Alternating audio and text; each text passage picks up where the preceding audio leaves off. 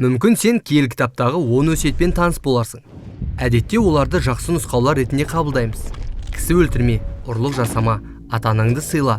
Бұл тізім жалғаса береді. Ал бұлар тек алғашқы 10 өсиет. Жаратқан ие ежелде Израиль халқына жалпы 613 өсиет пен заң тапсырған. Олар киелі кітаптың алғашқы 5 жазбасында берілген. Бұл жазбалардың жинағы Таурат яки еврей тілінде Торах деп аталады. Торах сөзі кейде заң деп аударылады. Өйткені онда осы заңдардың барлығы берілген. Оларды оқып шыққанда, мен бұлардың кейбіреуіне мойынсұнуым керек пе, немесе бәріне ме деп ойлайсың? Яки бұл заңдардың мән-мағынасы қандай? Таурат жазбаларында көптеген өсиеттер мен заң ережелер берілген болса да, сол жазбаларда негізінде Құдайдың адамдарды жаратып, оларға оны және басқаларды сүйіп, құрмет көрсету керектігі жайлы тәлім әңгімеленген.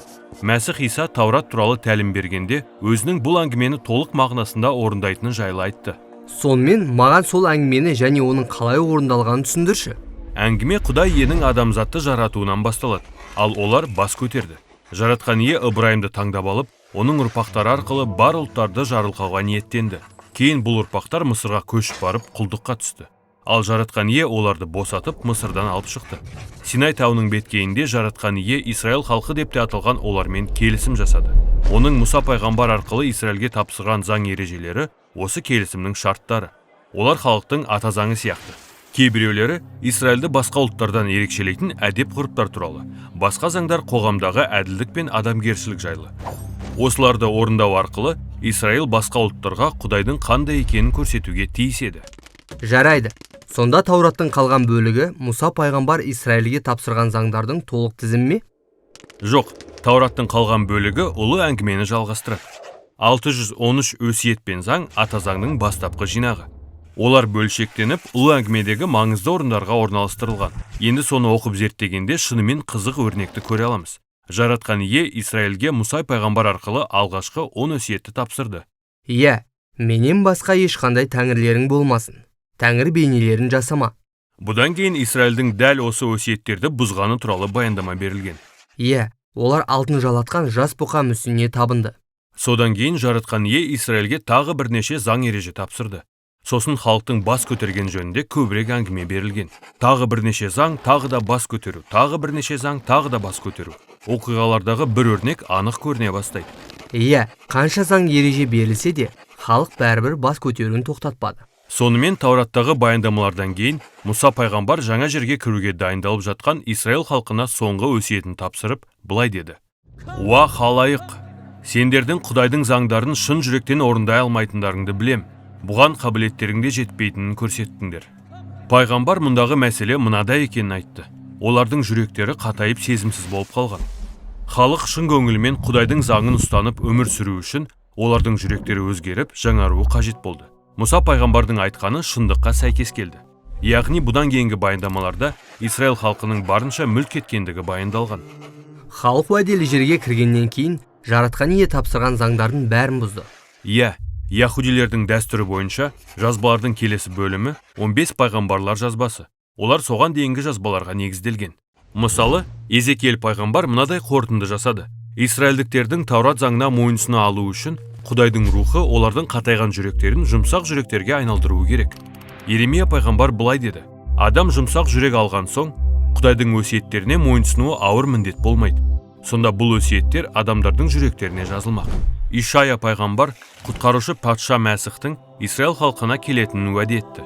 Ол бүкіл халықты Құдайдың заңына мойынсынуға жетелейтін болады. Яһудилердің дәстүрі бойынша бұл жазбалардың бәрі бірігіп пайғамбарлар жазбалары деп аталады. Өйткені оларда Израильдің тарихы пайғамбарлардың көзқарасы тұрғысынан сипатталған. Жақсы. Сонымен Таурат пен пайғамбарлар жазбаларында Құдайдың Израиль халқы арқылы бар ұлттарды жарылқағысы келгені туралы ұлы әңгіме берілген. Ал Израиль халқының жаңа жүрекке мұқтаж екені анық болды. Иә, кейін Мәсіх Иса өзінің осы ұлы әңгімені жалғастырушы екенін жариялады. Мәсіх адамның ең ұнамсыз іс-әрекеттері оның жүрегінен шығатыны жайлы тәлім берді. Бұл Таурат пен пайғамбарлар жазбаларындағы тәлімге сәйкес келді. Біздің жүрегіміздегі бейімділік Құдайдың заңына қайшы келетін сияқты. Бірақ Мәсіх өзінің бұл мәселені шешу мақсатымен, яғни Құдайдың заңын орындау үшін осы дүниеге келгенін айтты. Мұндағы Құдайдың заңын орындау деген не? Біріншіден, Мәсіх Таураттағы бар заңдарды мына ұлы өсиетті жүзеге асыру арқылы орындауға болатынын айтты. Құдайды және басқаларды сүй. Бұл оңай сияқты көрінеді. Айтайын деген бәріміз сүйгіміз келеді. Расында басқаларды сүйгіміз келеді деген тек ой жүзінде ғана. Бірақ Мәсіх сүйіспеншіліктің біз ойлағаннан әлдеқайда көп талап ететінін көрсетті. Мысалы, ол кісі өлтірме деген өсиетті келтірді. Әрине кісі өлтірмеу дұрыс нәрсе, бірақ Мәсіх Иса оған мынадай түсіндірме қосты. Егер біреу басқаға ренжіп, оны жек көрсе, онда оның Құдайдың заңын бұзғаны, өйткені ол сол адамға сүйіспеншілікпен қарамайды. Сондықтан Иса шынайы сүйіспеншілік тіпті жауларымызға да қатысты болу керектігі туралы айтты. Бұл өсиет өте қарапайым болып көрінеді. Дегенмен Мәсіх біздің жүрегіміз қазіргі уақытта Құдайдың басқаларды сүю туралы осы негізгі өсиетін орындауға дайын емес екенін көрсетті. Бұл бізді үмітсіздікке түсіреді. Ал Исраил орындай алмағанды Иса толық орындады. Иса Исраилдің құтқарушы патшасы ретінде Құдайды және басқаларды толық сүйді, және бар ұлттарға Құдайдың шын мәнінде қандай екенін көрсетті. Ол мұны өзінің жанашырлығы мен мейірімділігі арқылы және ақырында жауларын тіпті құрбандық өлімге дейін сүю арқылы іске асырды.